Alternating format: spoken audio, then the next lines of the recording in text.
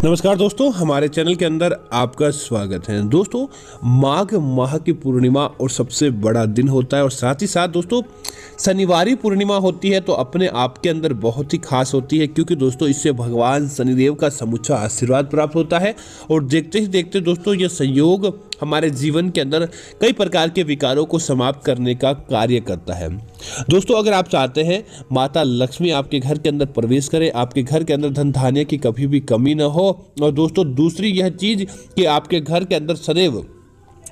माता लक्ष्मी का आशीर्वाद बना रहे, घर के अंदर धन का फ्लो बना रहे और भगवान शनिदेव की सकारात्मक दृष्टि आपके जीवन के अंदर बनी रहे, तो दोस्तों आपको इस माघी पूर्णिमा जो कि शनिवार के दिन पड़ रही है, आपको यह उपाय जरूर करना चाहिए। आप देखेंगे कि देखते ही देखते सारे देवी देवताओं का ऐसा आशीर्वाद और ऐसा सहयोग आपके जीवन के अंदर देखने को मिलेगा कि आप अपने जीवन के अंदर पीछे मुड़कर कभी नहीं देखेंगे। दोस्तों, आज के समय में क्या होता है, बिना धन के व्यक्ति को सारी इच्छाएं अधूरी लगने लगती है। कोई भी व्यक्ति कार्य करता है तो उसे लगता है कि उसका कार्य पूरा नहीं होगा, क्योंकि दोस्तों जब धन की कमी होती है या फिर क्या होता है कि किसी प्रकार के पारिवारिक दुखों की वजह से उसके कार्य नहीं बनते हैं तो व्यक्ति को बहुत ज़्यादा निराशा हाथ लगती है। लेकिन दोस्तों इस शनिवार के दिव्य योग और पूर्णिमा के दिन आप अपने घर के अंदर इस दीपक का उपाय मात्र कर लेंगे तो आप नहीं कहेंगे कि आपके जीवन के अंदर किसी प्रकार की समस्याएं हैं या आपके जीवन के अंदर कमी है। बस आपको उपाय इस विधि और इस प्रकार से करना है ताकि आपको उसका समूचा लाभ प्राप्त हो। आप क्या करें दोस्तों, इस पूर्णिमा के दिन एक नियम बना ले कि सुबह जल्दी उठें, उठने के बाद स्नान आदि करें। स्नान आदि करने के बाद आप अपने घर की रसोई के अंदर जाएं और रसोई के अंदर जाकर आपको आधा किलो के बराबर आटा ले लेना चाहिए। आधा किलो आटा ले ले दोस्तों, उसके बाद उसके अंदर आपको हल्दी ले ले और हल्दी और आटा मिक्स करके आपको उस कच्चे आटे से ही आपको संख्या के अंदर 7 दीपक बना लेने चाहिए। दोस्तों ध्यान रहे कि आपको दीपक आटे के ही हल्दी मिलाकर बनाना दोस्तों, क्योंकि हल्दी पूर्णिमा के दिन भगवान विष्णु को समर्पित होती है और साथ ही साथ आपके जीवन के अंदर धन का आगमन करने के लिए, धन के मामलों के अंदर बरकत बनाने के लिए, पारिवारिक विवादों को शांत करने के लिए और ग्रह दोष को शांत करने के लिए हल्दी बहुत ही ज्यादा कारगर होती है और गुरु ग्रह भी हल्दी के माध्यम से मजबूत होता है। इसीलिए आपको आटे के साथ हल्दी मिलाकर उसके दीपक बना लेने चाहिए। अब दोस्तों ये दीपक निर्माण होने के बाद आप क्या करें, उसके अंदर घी या सरसों का तेल दोनों में से एक कोई भी चीज आप डाल दें और डालने के बाद आपको क्या करना चाहिए, सबसे पहला दीपक इस पूर्णिमा के दिन आपके आसपास कोई पीपल का पेड़ है तो बहुत अच्छी बात है, अन्यथा क्या करें, घर के मुख्य द्वार के बाहर की तरफ भगवान शनिदेव को याद करके वहां पर वह आटे का दीपक आपको जला देना चाहिए, और जो कि विशेष तौर से सरसों के तेल का होता है तो बहुत अच्छा है, अन्यथा आप घी का दीपक जला सकते हैं। उसके बाद आपको प्रार्थना करनी चाहिए,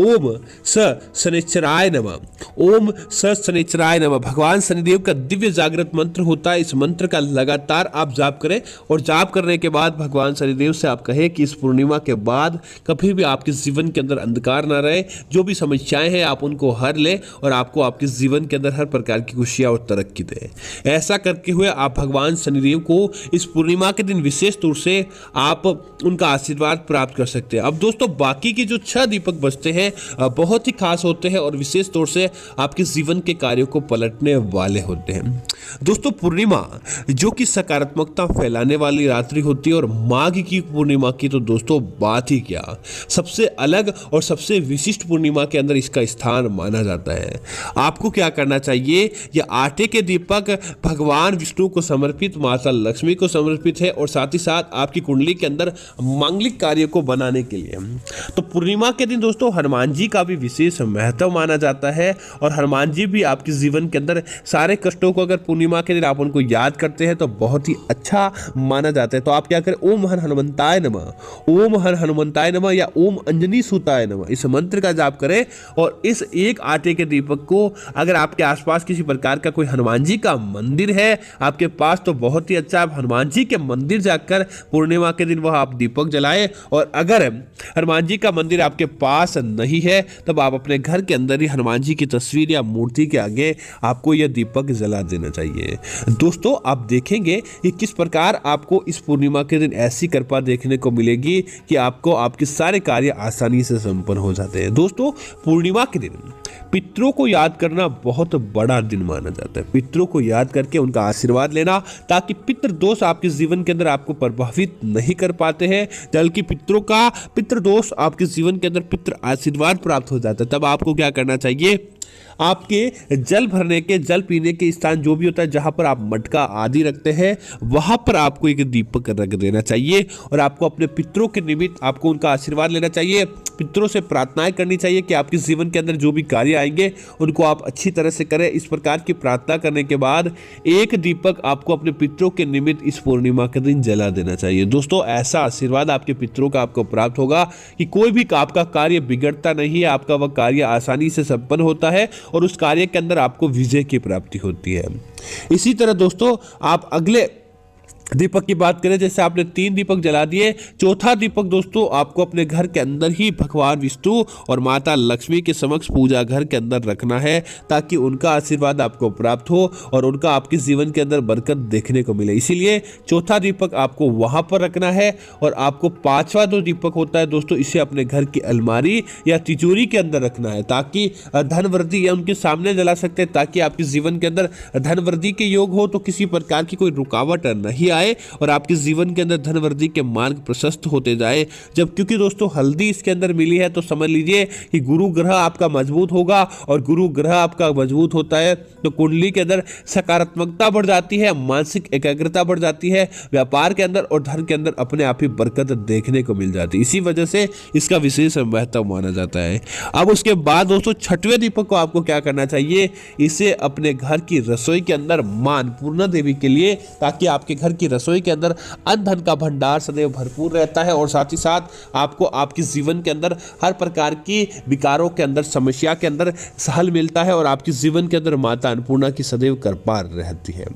अब दोस्तों अगली चीज की बात करें कि आपको आखिरी 7वां दीपक कहां रखना है, तो दोस्तों यह दीपक आपको आपके घर की समस्या के अनुरूप रखना है। जैसे कि अगर आपके बच्चों का पढ़ाई के अंदर मन नहीं लगता और संतान बिगड़ेल है, कहना नहीं मानती है, तो आपको उसके स्टडी रूम में या अपने बच्चे के कक्ष के अंदर उस रात्रि, पूर्णिमा की रात्रि के अंदर आपको रख देना चाहिए। अगर ऐसा हो कि आपको पति पत्नी के बीच तकरार रहता है, तो अपने शयन कक्ष के अंदर, लेकिन जब भी यह दीपक जलता हो तब आपको सोना नहीं चाहिए। या फिर आप अपने घर के मुख्य द्वार के अंदर, ताकि घर के अंदर कोई वास्तु दोष हो तो समाप्त हो जाए, ऐसा करके आपको उन दीपक को रख देना चाहिए। दोस्तों पूर्णिमा के अगले दिन आप क्या करें, जब आप उठे तब वह दीपक आटे के तो कहीं जाने वाले नहीं, आप उन क्या करें, उन आटे के दीपक को ले और उन दीपक को लेकर आपको वापस उसे गीला करें, उनकी आपको बारीक गोलियां बनाएं और गोलियां बनाने के बाद वह आटा दोस्तों मछलियों को खिला दें, या फिर उस आटे को मिलाकर इसकी रोटियां बनाकर काले कुत्ते को खिला दें। दोस्तों क्योंकि जो दीपक का आटा होता है जिसने नकारात्मकता को सोखी है, वह नकारात्मकता आपके घर के अंदर नहीं रहनी चाहिए, वह चली जाएगी तो समझ लीजिए कि आपके जीवन से सारे विकार अपने आप ही चले जाते हैं और देखते ही देखते आपके जीवन के अंदर समृद्धि देखने को मिल जाएगी, आपके कार्य बन जाएंगे। तो दोस्तों आपको और किस चीज की जरूरत है। तो मैं उम्मीद करता हूं कि यह जानकारी आपको अच्छी लगी होगी। इस प्रकार की अन्य जानकारी देखने के लिए आप हमारे चैनल को सब्सक्राइब करें और साथ ही साथ वीडियो को लाइक और शेयर करना ना भूलें, ताकि ऐसी अन्य जानकारी आपको मिलती रहे। धन्यवाद मित्रों, जय श्री राम मित्रों।